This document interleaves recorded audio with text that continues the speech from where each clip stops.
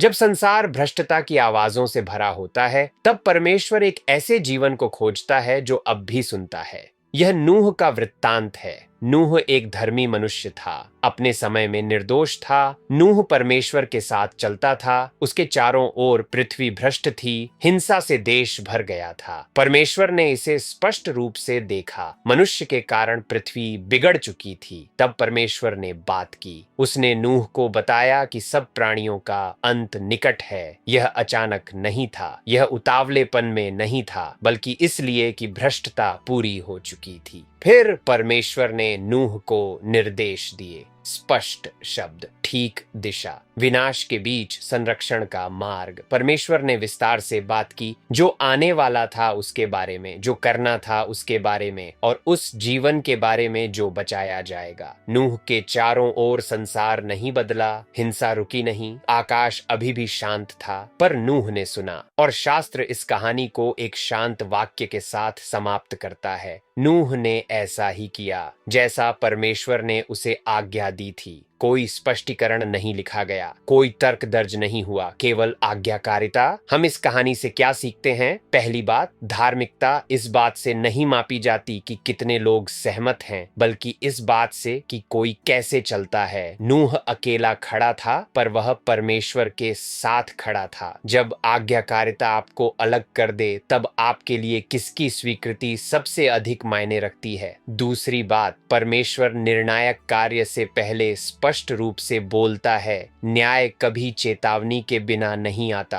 क्या आप ध्यान से सुन रहे हैं जब परमेश्वर बोलता है, भले ही तुरंत कुछ बदलता न दिखे? तीसरी बात, आज्ञाकारिता अक्सर परिणाम दिखने से बहुत पहले शुरू होती है। विश्वास परिस्थितियों पर नहीं, परमेश्वर के वचन पर चलता है। क्या आप तब भी आज्ञा मानने को तैयार हैं जब विश्वास योग्यता धीमी और अनदेखी लगे? हे धर्मी परमेश्वर, हमें अपनी पीढ़ी में तेरे साथ चलना सिखा। भ्रष्ट संसार में हमें तेरी आवाज स्पष्ट रूप से सुनने दे। ऐसे हृदय दे जो अकेलेपन में भी आज्ञा माने। परिणाम देखने से पहले तेरे वचन पर भरोसा करना सिखा। हमें तेरे सामने विश्वास योग्य बनाए रख। आमीन। कल आज्ञाकारिता शब्दों से आगे बढ़ेगी जब नूह जहाज में प्रवेश करेगा और वर्षा आरंभ होगी।